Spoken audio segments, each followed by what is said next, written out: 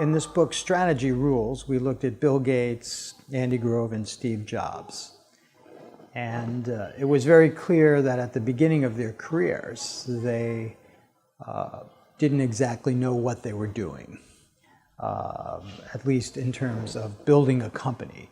So probably the most important element of strategy that evolved in all three of them was learning how to implement or how to execute, how to build an organization, build a company that was able to put their ideas into action.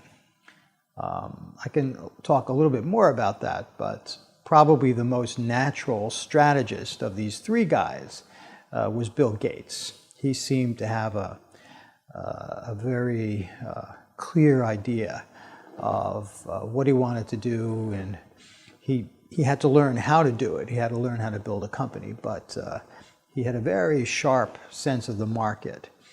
And to some extent, Steve Jobs did as well, but Jobs was not as good at actually building a team or building a company, so he actually struggled in the early years. He got fired from Apple in 1984. Essentially, he almost went bankrupt 3 times. So it really wasn't until the 2000s that Steve Jobs really learned how to be a CEO, how to not only make a decision about strategy, but make crisp decisions about products, pricing, markets, and his team, most importantly, his team.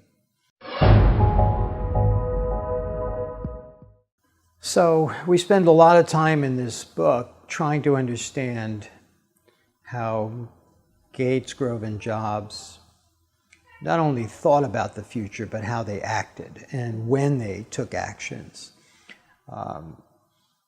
So what was particularly distinctive about these three guys is that they developed fairly clear visions of what they wanted to do in the future. It didn't all happen at the same time, but they were very concrete in what they did. So we have some evidence about the planning systems that they used. And actually, the only company that was very formal in planning was Intel. But what they did is they would break down their actions into very small chunks. Like, okay, I believe that in the future, personal computers are going to be everywhere because Moore's law seems to be true. Semiconductors are doubling in power every other year. Prices are coming down. Around 1975, Bill Gates came to the conclusion that that meant computers would be everywhere. And so what he did is act on it immediately, almost. You know, if you believe this is the future, what do you do today? He believed that was the future. So he quit school and he created a software company to build programming languages. That was his assumption. Steve Jobs did the same thing a year later, came to the same conclusion. Computers would be everywhere, although his perspective was different. He was not a programmer like Bill Gates. He was not a technologist, but he loved technology. So his conclusion was, Moore's law is true, computers are going to be everywhere. I'm going to build a computer that's as easy to use as a toaster or a typewriter. Just take it out of the box, put it on a table, and turn it on, and it works. So not only did they have ideas about the future, they acted on them very quickly. And Intel as well, once the senior manager was convinced that their future would be, or the best future for them would be to build microprocessors and focus on that, because the semiconductor memory business had become a commodity business, intense price competition with the Japanese and later on the Koreans. So they basically exited all those product businesses and just focused on microprocessors. But their planning was very, very crisp. It was basically in 6-month chunks. How do they build a particular factory? How do they replicate that factory somewhere else? How do they plan for the next design as they're doing the first design? So very, very near term, not trying to plan something that's going to take them 3 years, but actually plan out 6 months at a time. Right. one of the distinctive features of what we call platform markets is that powerful network effects and some other factors can lead to one company winning most of the market. So the question really becomes, how does a smaller company play in platform markets? And one of the key features of a platform, particularly in what we call innovation platforms, like an operating system for a phone, is that they need what we call complementary innovations from other companies. So, I'll give you a good example, if I can get my phone out. So this is a product made by Apple, an Apple iPhone, but it's also a platform.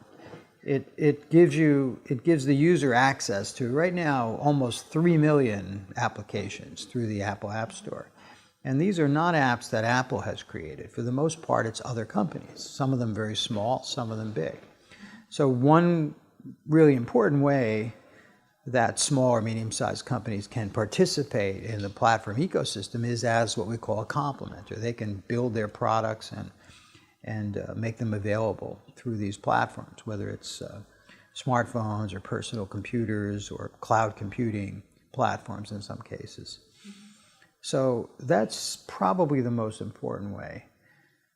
The second thing that small or medium-sized companies can do is to compete directly as a platform company, and there are ways to do that. Most people forget that Apple, Intel, and Microsoft started as small companies. They started as 2 people, or Intel was 8 people when they started. Microsoft was 2, Apple was 2.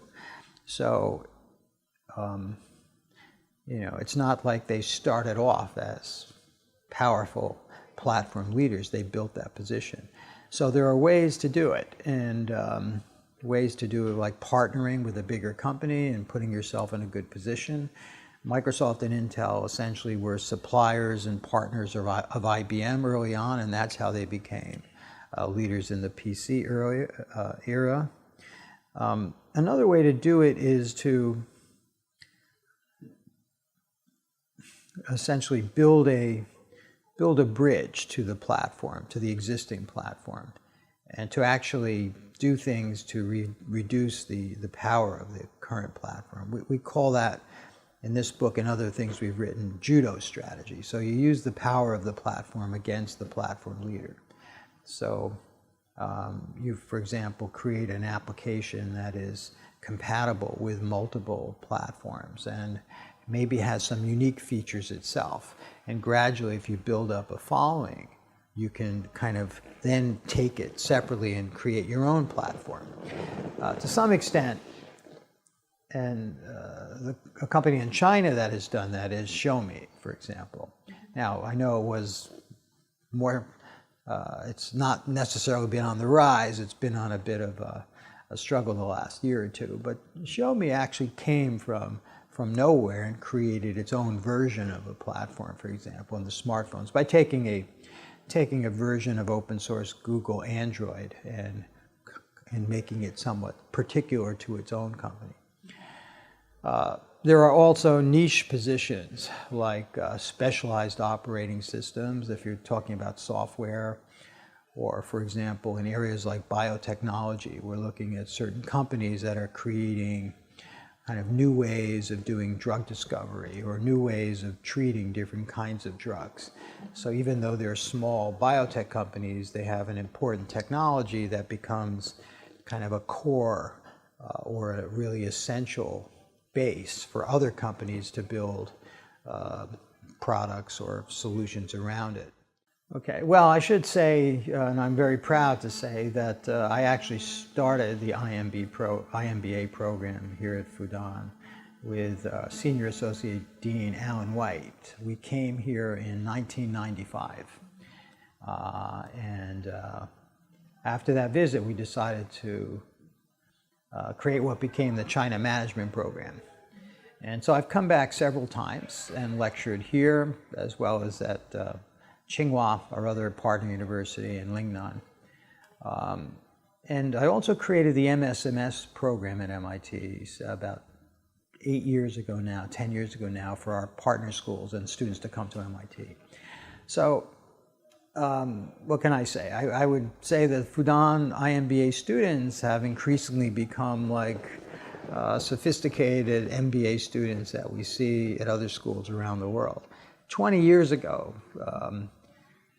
there really were no students. And in the very beginning, it was a very small program. I think certainly all the classes were Chinese, in Chinese language, knowledge of English and business and markets really was very weak in China at that time.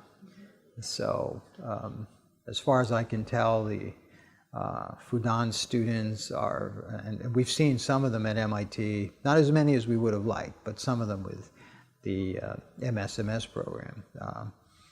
They're very competitive, very sharp students. They are truly international MBA students.